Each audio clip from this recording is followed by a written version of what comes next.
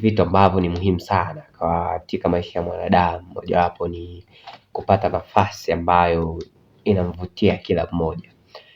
Ikiwa ni usiku wenye furaha, kila mmoja enjoy maisha yake, furahi kuona siku zinavyozidi kusogea anapata matarajio ambayo yanampa hamasa yeye binafsi. Ikiwa ni usiku wenye furaha, kila mmoja anaona kwamba ana kila sababu ya kumshukuru Mwenyezi Mungu kumfikisha katika sehemu ambayo yeye amefikia. Aidha, kuna watu wengine ambao walikuwa na uwezo wa kufanya vitu vingi sana, lakini Mungu amewapigania na wakafaulu. Lakini wako pia ambao walikuwa wamefikia hatua wakakata tamaa, lakini Mungu akawatumia malaika wake akaweza kuwapa moyo na kuwatia faraja katika maisha yao. Lakini pia mimi niwaambie kitu kimoja kwamba Mungu hawezi akakuacha peke yako uweze kuangamia. Maana ashakwambia katika Isaya 43 akakwambia atakuinulia mataifa na makabila kwa ajili yako, maana amekutengeneza kwa thamani. Kwa hiyo unapoamua kuja kufanya vitu ambavyo ni vya muhimu usiku kama wa leo, unapaswa uweze kutafakari makuu ya Mungu ambayo amekutendea na ni mangapi ambayo amekuepusha. Aidha ni mambo ambayo yana faida, aidha mambo mengine yalikuwa na hasara.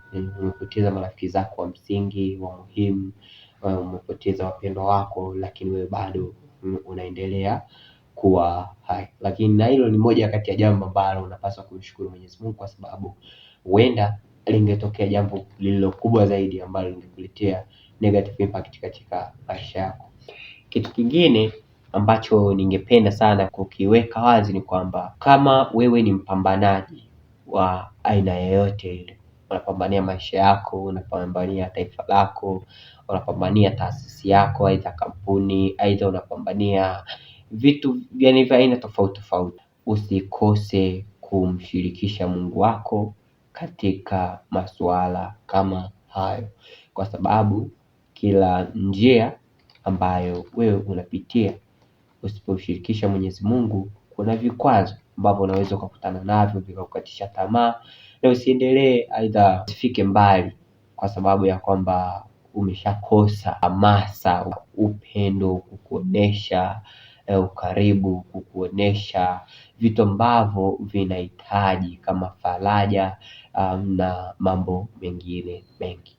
Sasa unapomshirikisha Mungu wako katika masuala haya, unapata thawabu, anakupa na kibali, anakupa nguvu, morali, ili assume kama wewe ulivyokuwa umeenda kufanya kazi zako za kule mtaani, aidha ofisini, aidha kule mbali, especially kama machinga, wale ambao wanatembeza vifaa, yani bidhaa za aina tofauti tofauti.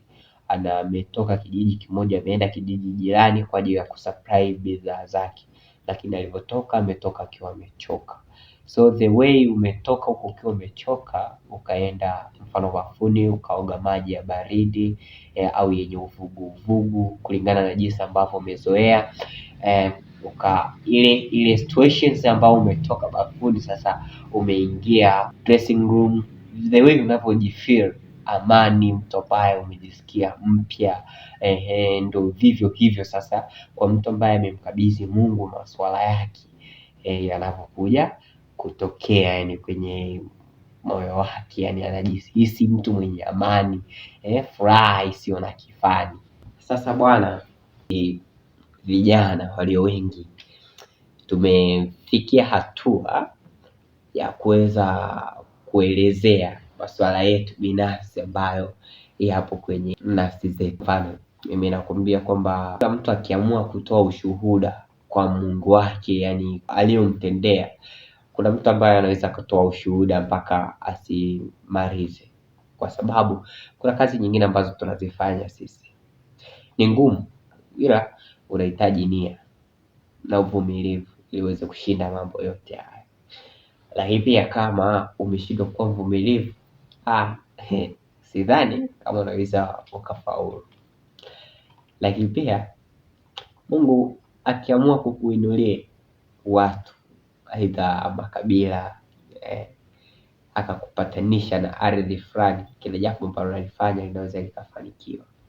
Kwa ukisikia Mungu alivyokuahidi, nitakupeleka katika nchi izaayo matunda na udongo wake utakuwa kama ule ambao ulio karibu na kando ya maji, majani yake ya miti imeayo karibu na kando ya chemchemi ya maji hautanyauka.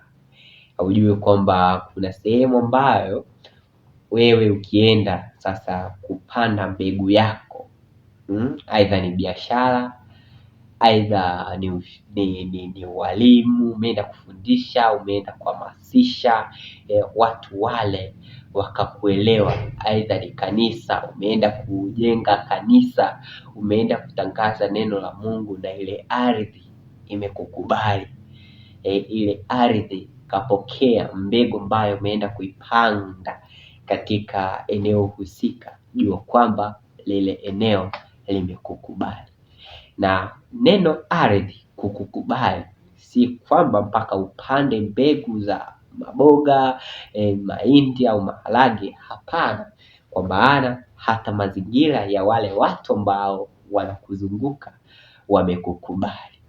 So far kitu ambacho unapaswa kukifanya ni kukaa pamoja nao kwa umoja na upendo, lakini pia usisahau kwamba Mungu amekupa nafasi na kipendeleo cha kukufanya wewe uendelee kuwepo, sawa.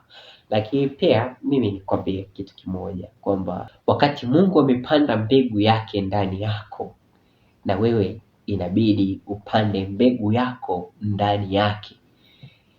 Unaishi kama baba na mwana.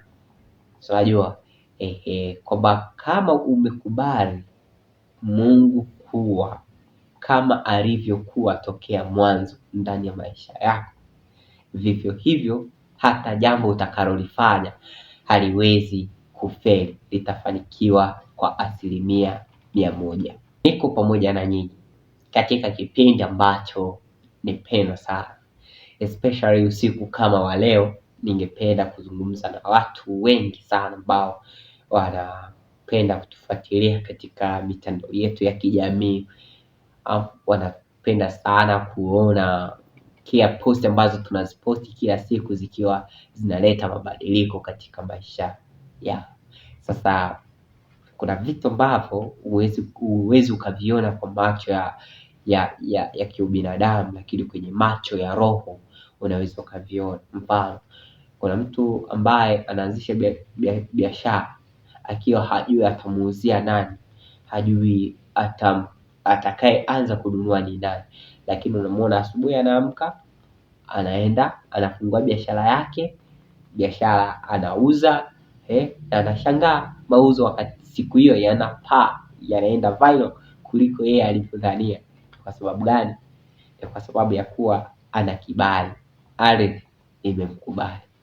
Sasa kuna watu ambao ardhi inawakubali lakini wao hawaikubali. Ni sawasawa na yule mtu ambaye anasingizia kijijini kwetu wachawi, ingari yeye mwenyewe amejiroga na mawazo yake, hajawekeza, hajatuma kichwa chake kuwekeza katika fahamu au taaluma ya jambo fulani.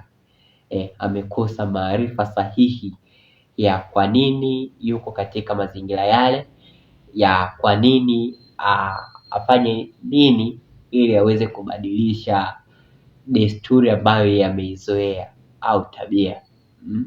Unaona, sasa kuna wengine ambao wameweza kuzaliwa katika mazingira fulani, mfano tuchukulie kama kijijini, lakini wameonesha mabadiliko makubwa.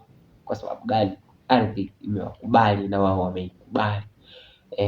Ukimkubali mtu kama hajakukubali unaweza ukamwekea mipaka, lakini kama umemkubali naye kakukubali, lazima mtaenda sambamba. See you at the top. Naitwa Chris Tizi. Tafadhali Msikose kunifuatilia katika mitandao ya Facebook, Instagram, TikTok pamoja na YouTube kwa jina la Uncle Chris Tanzania.